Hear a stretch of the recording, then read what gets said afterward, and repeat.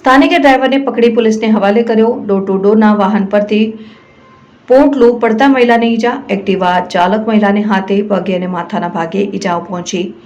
ગુરવા વિસ્તારમાં એક ભયાનક ઘટના બની જ્યારે એક મહિલા એક્ટિવા ચલાવી રહી હતી ત્યારે બેદરકારીથી ડોર ટુ ડોર વાહન ચાલક ઝડપથી વાહન હંકારી રહ્યો હતો અને ડોર ટુ ડોર કચરો ઉપાડતી ગાડીમાં ભરેલો ઓવરલોડ કચરાના પોટલામાંથી એક કચરાનું પોટલું એક્ટિવા ચાલક મહિલા ઉપર પડ્યું હતું અને મહિલાએ કાબુ ગુમાવતા જમીન પર પટકાઈ હતી અને ઢસડાઈ હતી।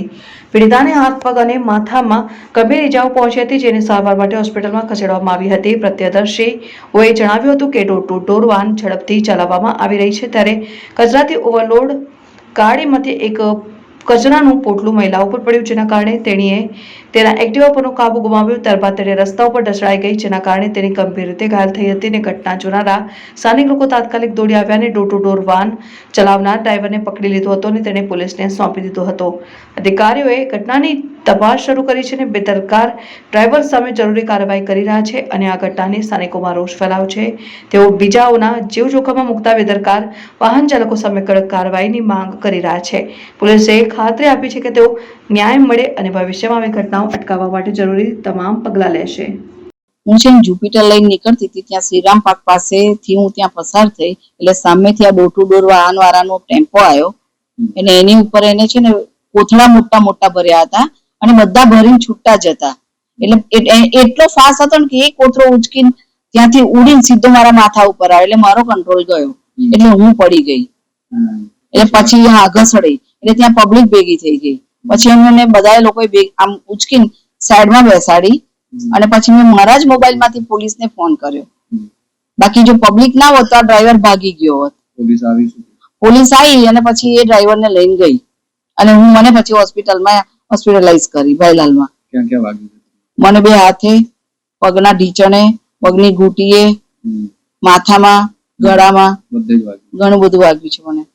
પોલીસની કાર્યવાહી શું રહી? પોલીસનું જે એક્શન હતી એની સામે શું કહેવા માંગો છો? પોલીસે શું કીધું તમને? હું જયારે હોસ્પિટલમાં હતી ને તો પહેલા શબ્દ મેં એવા સાંભળ્યા કે બેન આવા એક્સિડન્ટ તો થયા કરે। કોને કીધું?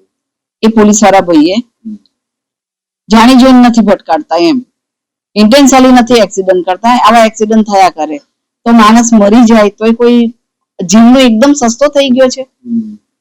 પોલીસે તો પ્રજા માટે હોય છે પોલીસ, બરાબર? તો કોન્ટ્રાક્ટરની ફેવર કરતી હતી પોલીસ? આ મને આ શબ્દ ત્યાં જઈને જે સાંભળ્યા ને એના ઉપરથી તો મને એવું જ લાગ્યું। તો શું એક્શન લેવા જોઈએ? કોર્પોરેશન તરફથી કોઈ કોલ કે કઈ? કોર્પોરેશન તરફથી કોઈ કોલ પણ નથી કે કોઈ મળવા પણ નથી આવ્યું। આ છાપામાં આવ્યું, બધાને ખબર છે કોર્પોરેશનની ગાડી હતી એ કોઈ બેનને ભટકાઈ, બરાબર છે, તો એ કોર્પોરેશન તરફથી કોઈ ફોન નથી આવ્યો। એટલે ઊંઘે છે કે શું કરે છે તંત્ર આખું? અથવા એને ખબર છે છતાં કઈ કરતું નથી? આ કોર્પોરેશન નો જ વાંક છે। શું એક્શન લેવા જોઈએ? એની સામે એક્શન લેવા જોઈએ। આ જે વધારે પડતા પોટલા જે ભરે છે એ બી બંધ થવા જોઈએ। એ પબ્લિક તો બધી જોવે છે કે આ બેફામ ચલાવે છે તો કોર્પોરેશનને તો ખબર પડતી જ હશે ને। કોન્ટ્રાક્ટર સામે શું કરે? એમની સામે તો કોર્પોરેશને એક્શન લેવી જ જોઈએ। કોન્ટ્રાક્ટ રદ થવા કરતા બી એને રદ કરો અને એની સામે એક્શન લેવો, એની સામે ધરપકડ થવી જ જોઈએ ને, કેમ કે આ તો માણસનો જીવ સાવ સસ્તો થઈ ગયો એવું લાગે છે મને।